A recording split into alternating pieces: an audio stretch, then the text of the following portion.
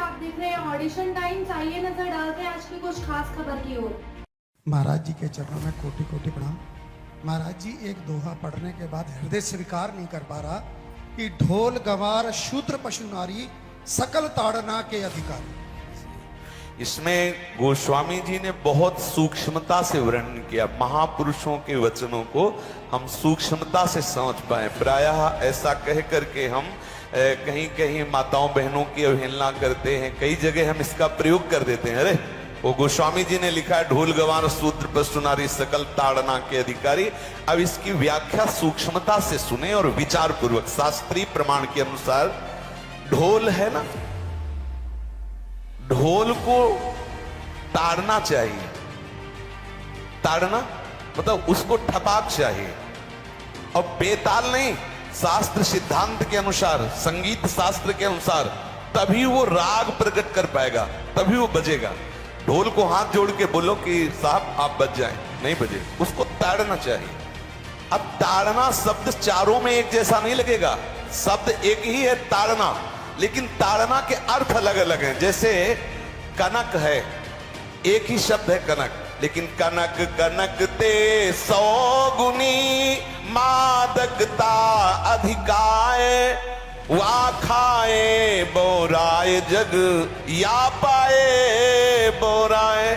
बोले कनक ही शब्द है।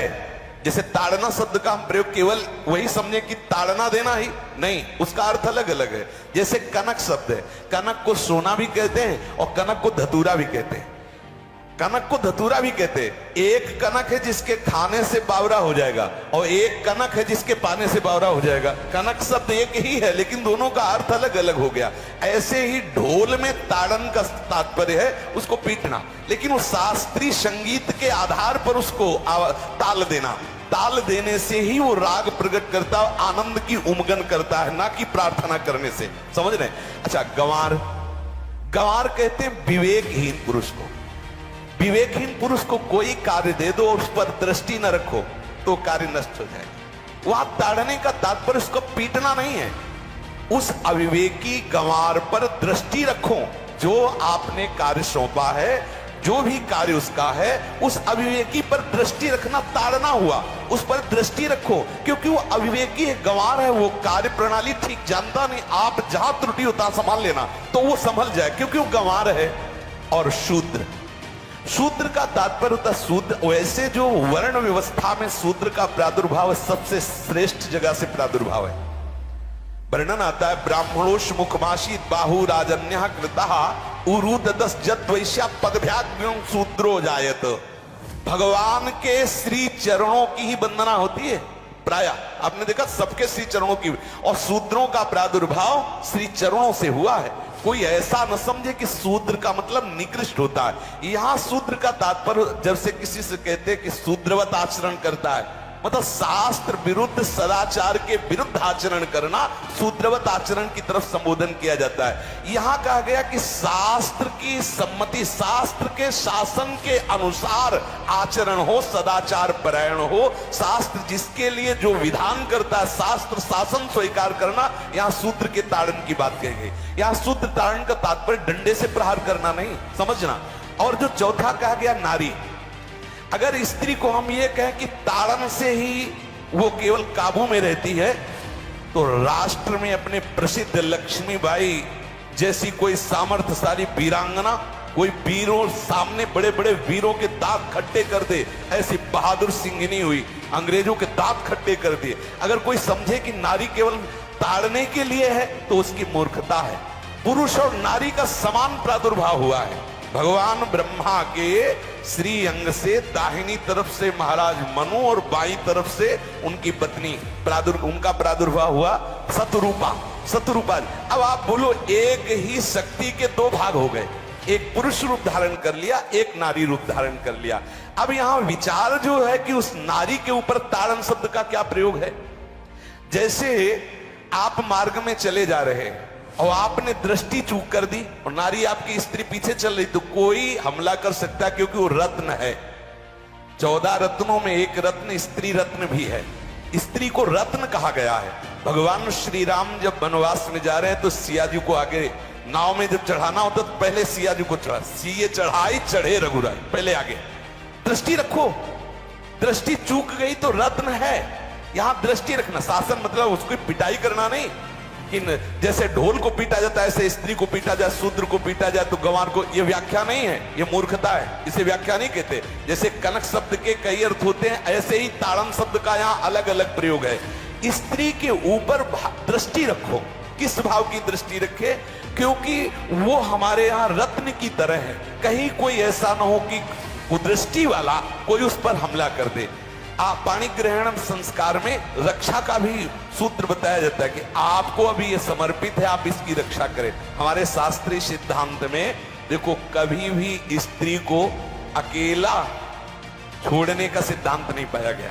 अगर शास्त्रीय सिद्धांत, बच्ची है तो माता पिता के शासन, थोड़ी बड़ी हुई तो भाई आदि के बीच में, और बड़ी हुई तो पति के, और बड़ी हुई तो पुत्रों के, मतलब एक सानिध्य का एक दृष्टि रखी गई है कि यदि आप अपनी दृष्टि में रखेंगे तो उसका अमंगल नहीं होगा, उसका हित नहीं होगा।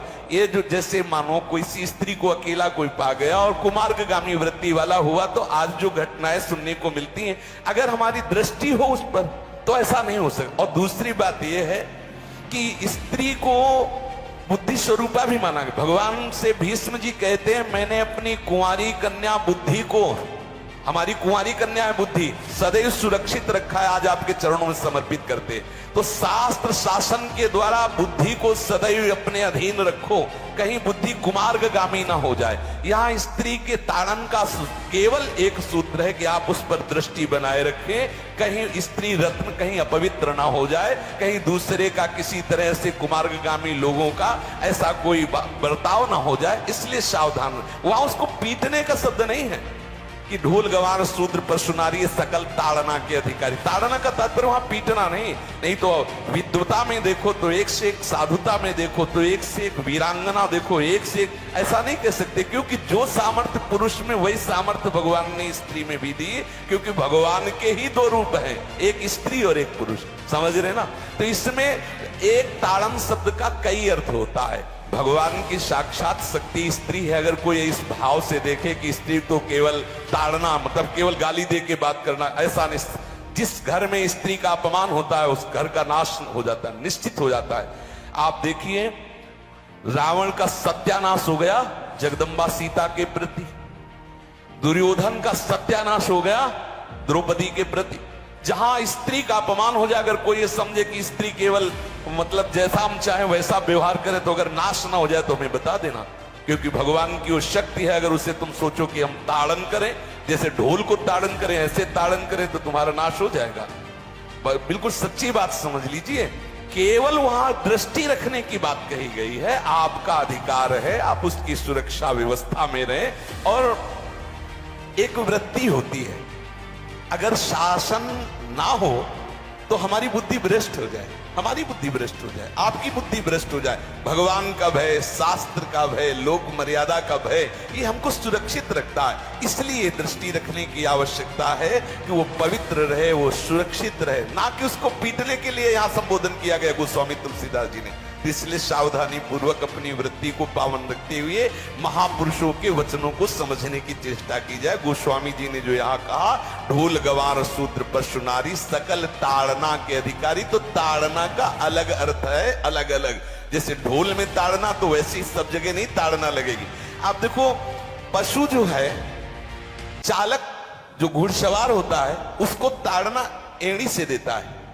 अब चालक जो होता है घुड़सवार एड़ी से, किसान जो होता है वो बैल को बोलता है दाहिने, जैसे हल जोतने होता है बाएं, वो भाषा समझता है, बाएं मुड़ जाए, और नहीं मुड़ता तो पीछे अरई है एक छड़ी, उससे वो इशारा देता है, वो समझ जाता है। पशु को अपने इशारे से चला लेते। अब उससे कहे, खड़ा होके हाथ जोड़ के कहे कि भैया बैल देवता अब थोड़ा दाहिने मुड़ जाओ, तो नहीं मुड़ेगा।